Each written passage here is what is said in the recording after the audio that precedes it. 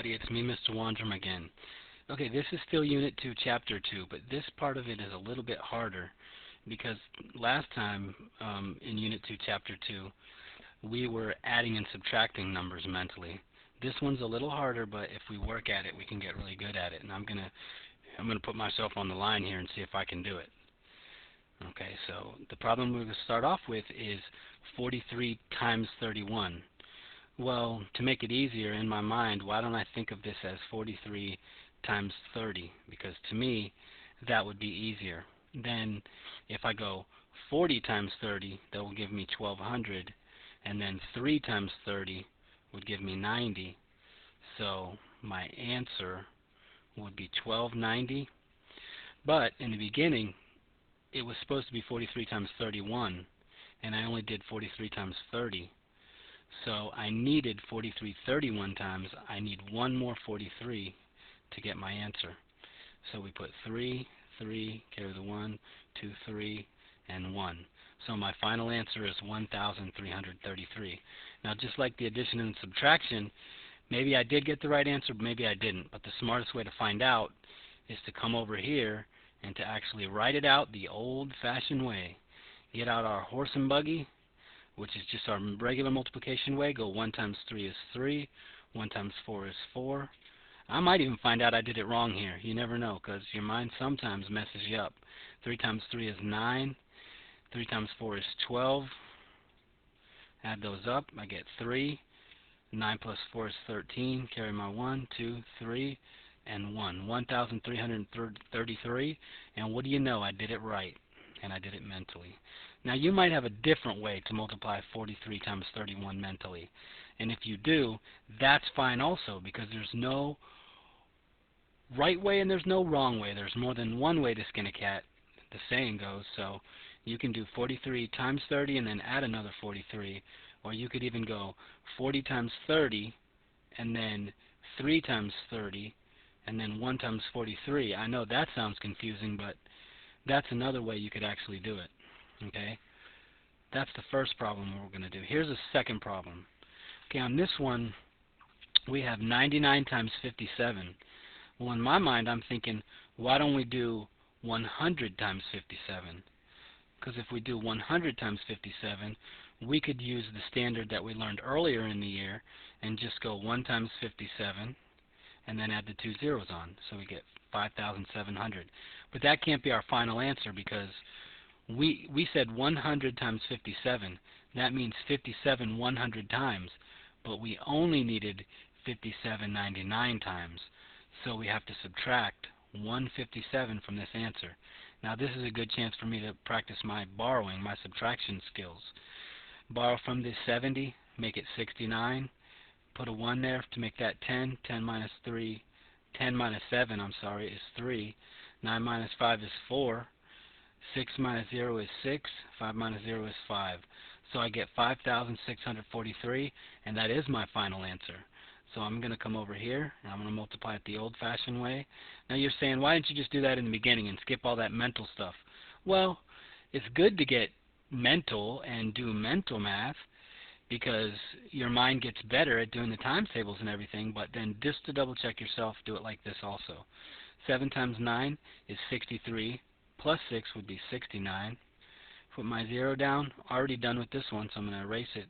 5 times 9 is 45, carry my 4. 5 times 9 is 45, plus 4 is 49.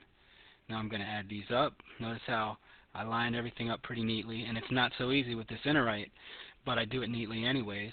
So I get 3, 9 and 5 is 14, carry my 1, 9 and 1 is 10, plus 6 is 16, carry my 1, and 4 and 1 is 5. And what do you know? I did have it right the first time. So it's just a matter of thinking 100 times 57 is easier to multiply, knowing those tricky tricks, but then since I went one more 57 than I needed, take that 57 off, and I get the right answer. Okay, on the next one we're going to practice. This one has 71 times 19. Okay, first thing that I can do on this one is do 71 times 20. Think in my mind 71 times 20. Okay, 71, I can do 71 times 2 in my mind simply because 7 times 2 is 14 and 1 times 2 would be 2, so it would be 142. And then since there's a 0, you'd put the 0 on the end. That would give me 1,420. Now that would be all nice and fluffy if that was the wrong, I mean if that, not the wrong, but the last step. If that was the last step, then that would be nice. But I did 71 times 20 and I only needed 19 71s. So I need to subtract 71 to get my answer. Borrow from the 2, make it a 1, make that a 10. That's a 9, or as you say in Georgia, 9. Borrow from the 4, make it a 3, make this an 11. 11 minus 7 is 4. 3 minus 0 is 3. And 1 minus 0 is 1. So I got 1,349. So I'm going to check it on the side to see if I got the right answer. And like I said before, maybe I got it wrong. 9 times 1 is 9. 9 times 7 is 63. Put my 0. 1 times 1 is 1. Close my 0. I want it to be neat. 1 times 7 is 7. We get 9, 4, and 13. So what do you know? 3 times in a row? I got it right. 1,349. Now, on the last example, oh, this one looks a lot harder, because this one actually has 28 times 39. Both of them are close to a multiple of 10, but not quite to it. So I'm going to think 28 times 40. If I do 28 times 40, stick with me here because this is the way my mind works. I can actually go 30 times 40, which is 120, but I need to subtract. If I did 30 times 40, I did 2 more 40s than I needed, so I would need to take away 80. Subtract there.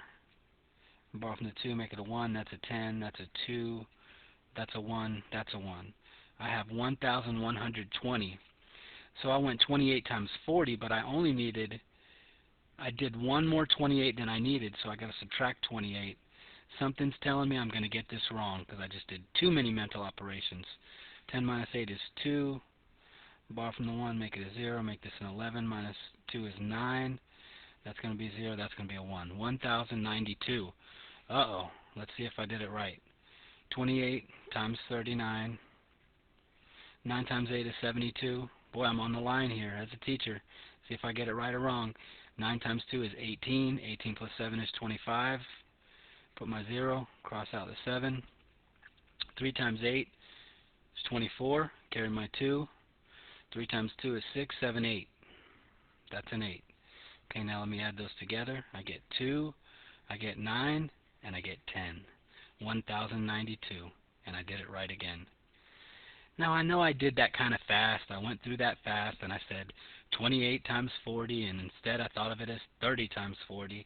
And then I subtracted 80 because I used 2 more 40s than I needed.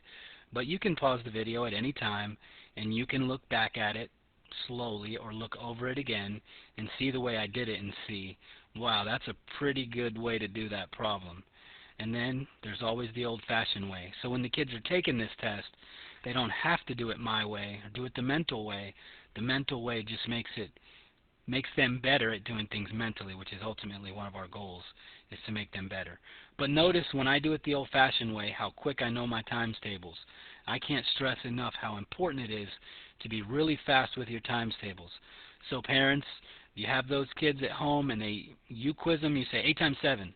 If they don't know 56 real quick, then guess what? It's time for them to practice their times tables. Get some of those multiplication cards, multiplication fact cards, which you can get at grocery stores. You can get them at a lot of places now. And take a few minutes each day to go over them with them. And before you know it, they'll know all their times tables really quickly. Well, there's enough in my lecture about times tables. Let's go on to the last slide. On the last slide here, there's some problems for you to practice. Now, if you want to, you can go back through the first 4 slides and see how I did it again, and then practice these right here. This is a good place to pause the video, take out a piece of paper, and work these problems.